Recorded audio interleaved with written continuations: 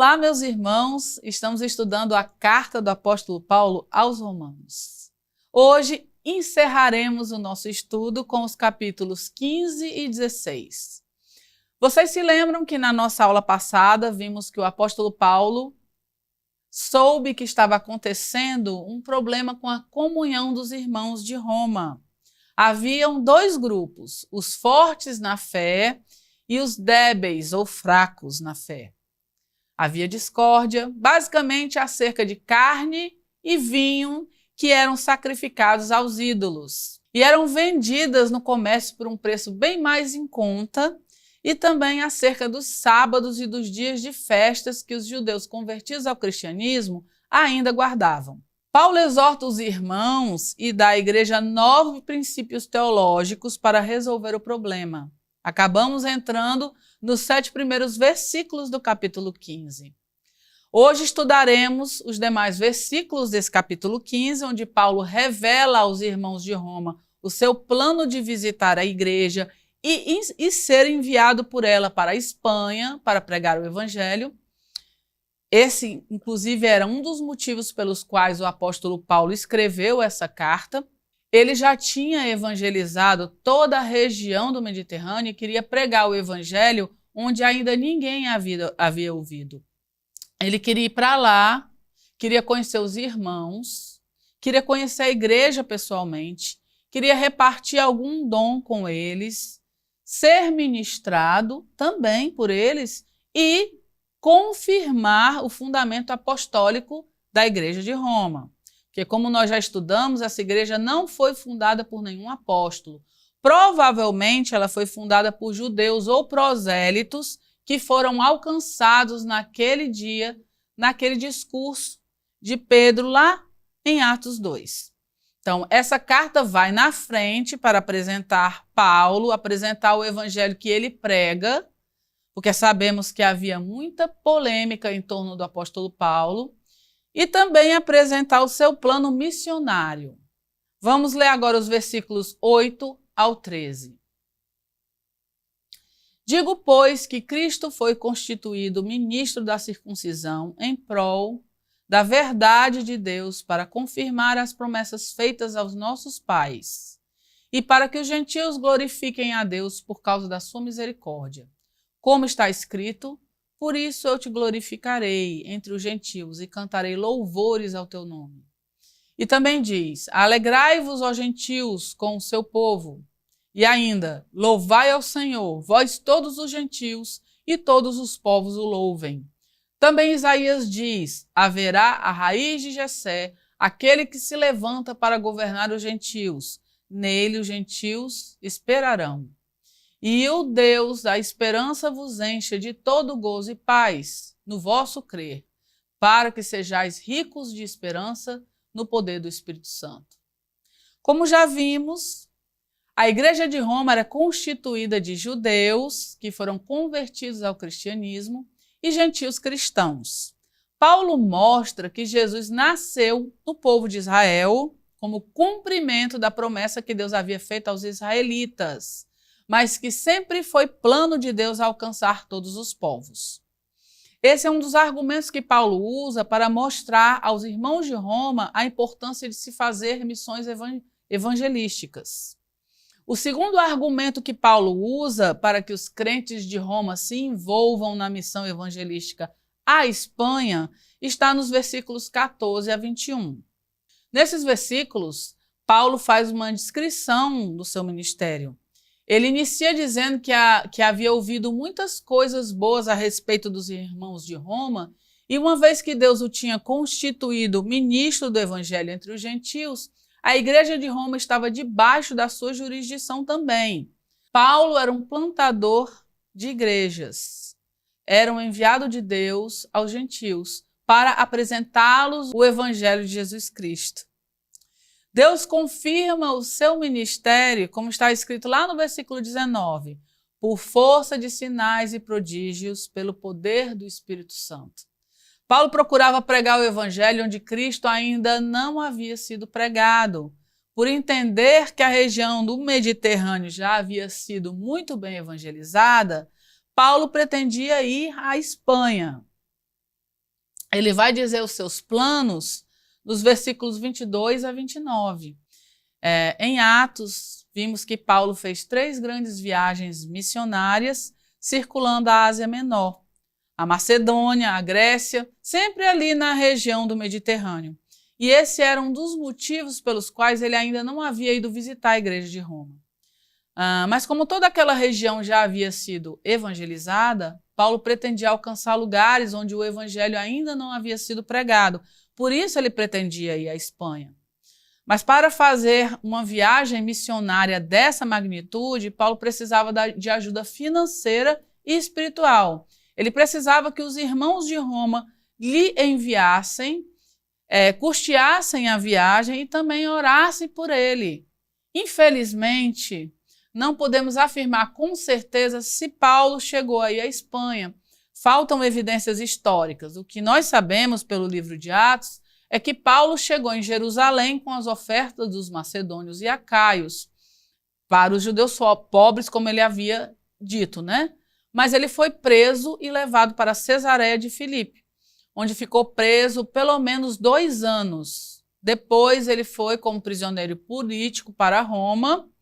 Lá ele passou mais 2 anos preso, depois ele foi solto, e essa parte da sua vida e da história da sua vida não é muito clara, nós não sabemos ao certo. Pode ser que ele tenha conseguido ir à Espanha ou não, nós não sabemos ao certo.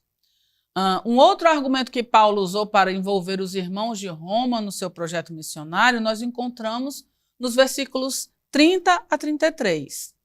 Rogo-vos, pois, irmãos, que por nosso Senhor Jesus Cristo e também pelo amor do Espírito, que luteis juntamente comigo nas orações a Deus em meu favor, para que eu me veja livre dos rebeldes que vivem na Judéia e que este meu serviço em Jerusalém seja bem aceito pelos santos, a fim de que, ao visitar-vos, pela vontade de Deus, chegue à vossa presença com alegria e possa recrear-me convosco.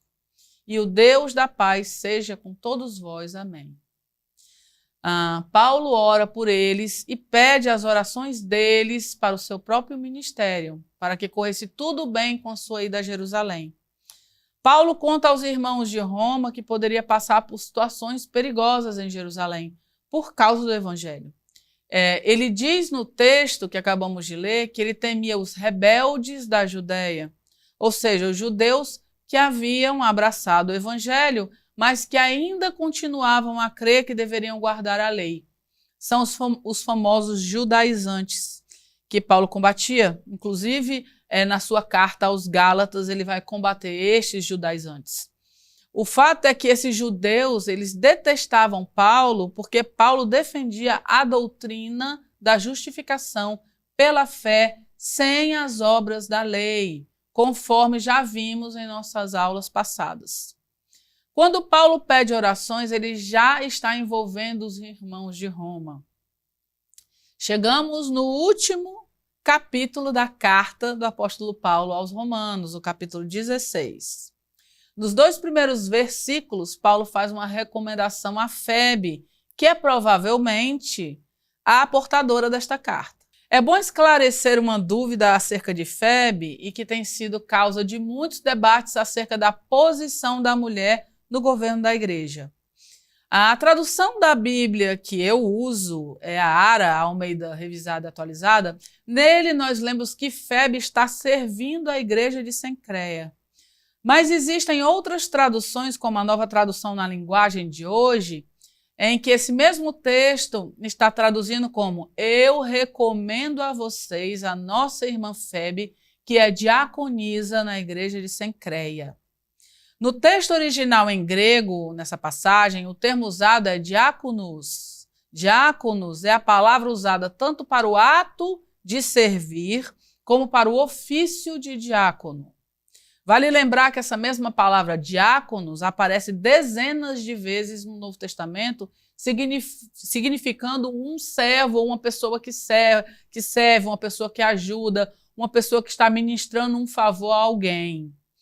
E dessas dezenas de vezes que a palavra diáconos aparece no Novo Testamento, somente 4 vezes ela aparece se referindo ao ofício diaconal. A primeira está em Filipenses 1, onde Paulo cumprimenta os bispos e diáconos da igreja de Filipos. E as outras 3 estão em 1 Timóteo, onde Paulo define as qualificações dos presbíteros e dos diáconos. Em todos os demais casos, quando aparece a palavra grega diáconos no texto, devemos entender que se trata da ação de servir e não do ofício de diácono. Como vimos nas aulas passadas, a igreja de Roma era formada por judeus e gentios. Vimos que alguns judeus convertidos ao cristianismo ainda guardavam práticas judaicas. Mas vimos também que alguns gentios e judeus entendiam que aqueles preceitos eram sombras de Cristo. Por isso não fazia sentido mais guardá-los e menosprezavam aqueles que ainda tinham um entendimento diferente. Paulo chama de fortes e débeis ou fracos. Todas essas questões não importam para os efeitos de justificação. São entendimentos pessoais. Os fortes deveriam respeitar os mais fracos na fé e os fracos, por sua vez, não deveriam julgar os fortes. Para que houvesse uma unidade, uma harmonia no convívio entre os irmãos, era preciso que isso acontecesse. Estamos chegando no final da carta do apóstolo Paulo aos Romanos. Nos próximos versículos veremos que os companheiros do apóstolo Paulo, inclusive Timóteo, saúdam os irmãos de Roma. Como já falamos, o apóstolo Paulo não escreveu essa carta de próprio punho. Sabemos que Paulo sofria com uma doença nos olhos. Talvez ele estivesse passando por esse problema quando estava escrevendo essa carta. Então, ele se valeu de um secretário, um amanuense, chamado Técio. Ele ditava e Técio escrevia. Paulo encerra a sua carta à igreja de Roma com uma doxologia, dando honra e louvor àquele que é o único digno de recebê-lo. Vamos ler do versículo 25 ao 27. Ora, aquele que é poderoso para vos confirmar, segundo o meu evangelho, a pregação de Jesus Cristo, conforme a revelação do mistério guardado em silêncio nos tempos eternos, e que agora se tornou manifesto e foi dado a conhecer por meio das escrituras proféticas, segundo o mandamento do Deus eterno, para a obediência por fé entre todas as nações. Ao Deus único e sábio seja dada glória, por meio de Jesus Cristo, pelos séculos dos séculos. Amém. Espero que todos vocês tenham gostado dessa série de estudos, dessa maravilhosa carta do apóstolo Paulo aos Romanos. Que texto lindo, rico e profundo. Que essas aulas despertem em vocês o desejo de se aprofundarem cada vez mais, não só nessa carta, mas em toda a Bíblia. Porque ela é a palavra de Deus e ela foi deixada para nós, para que possamos crescer em graça e no conhecimento do nosso Deus e Pai. Um grande abraço a todos vocês e até a próxima, se Deus quiser.